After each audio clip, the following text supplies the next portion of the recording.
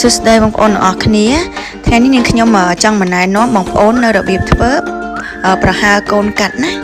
ផ្នែកគ្រឿងផ្សំខ្ញុំមានដូចជាត្រីហើយនឹងបង្គាពងទារ៉ូឌីទឹកត្រីស្ករក្រហមម្ទេសឆ្អើរកាពិហើយផ្នែកបន្លែមានដូចជាក្តាប់ប្លាក់ស្អំ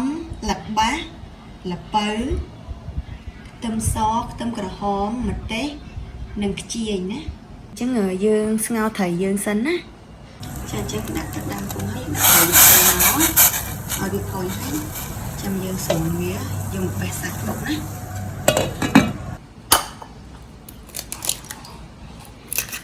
ចាអញ្ចឹងយើងគូបន្ទាយើងមក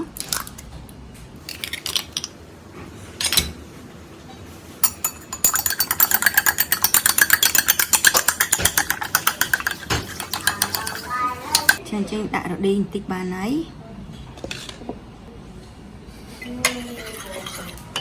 ហើយនឹងទឹកស៊ីអ៊ីវបន្តិចដែរណា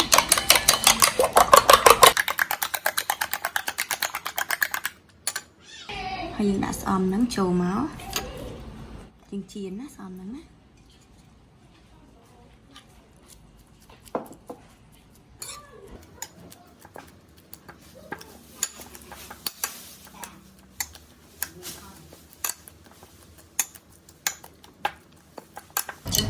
យើងចៀនតែមកប្រទេសយករៀងក្រាស់តិចណា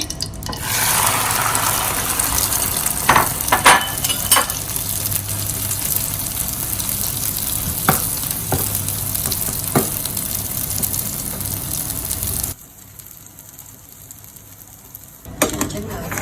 ភាពចាស់ហើយ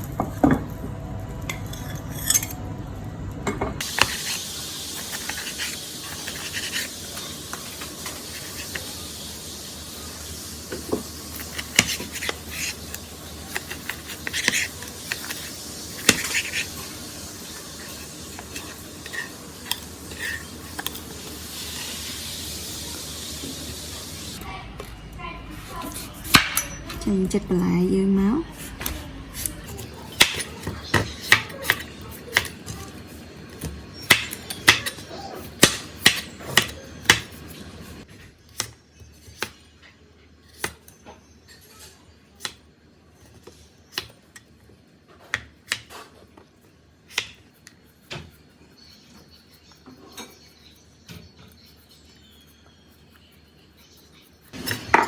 ចិត្តណាស់ទៅនោះ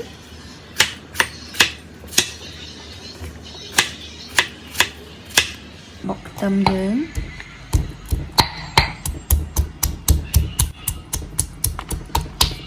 ខ្ទឹមក្រហមអីបុកចូលគ្នាមកណា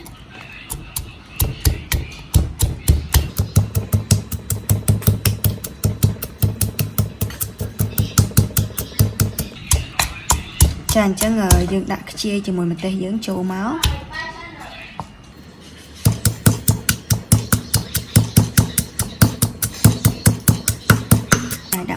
យើងដាក់កាពិមាញ់មានមួយចុងស្លាបព្រាទូចហ្នឹងមកហើយនឹងម្ទេសឆ្អើរណាម្ទេសឆ្អើរហ្នឹងខ្ញុំច្រាមហើយ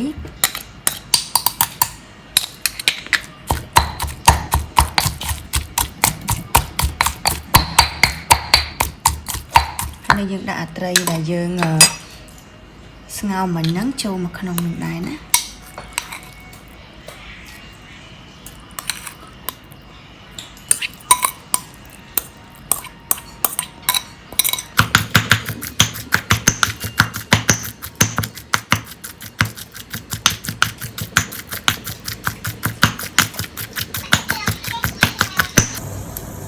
អញ្ចឹងទឹកពុះទឹកត្រីដែលយើងស្ងោរមកហ្នឹងហើយយើងយកអាត្រីដែលយើងបុកជាមួយគ្រឿងយើងដាក់ចូល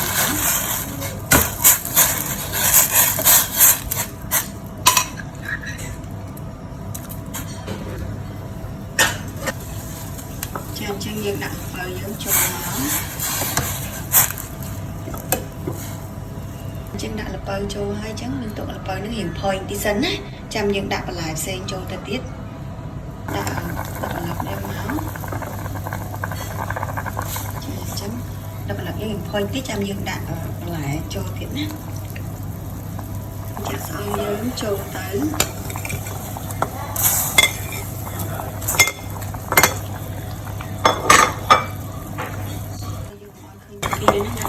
ណា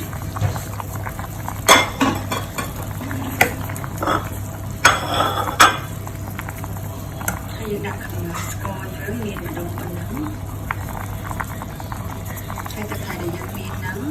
ចាក់ចូលដែរមក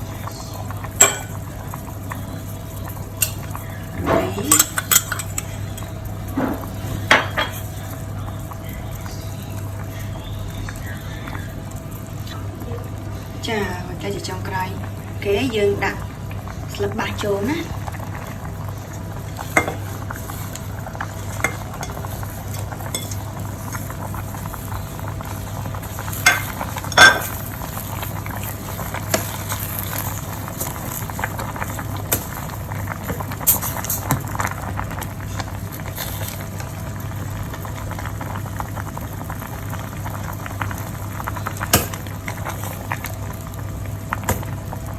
សម្លយើងឆ្អិនណា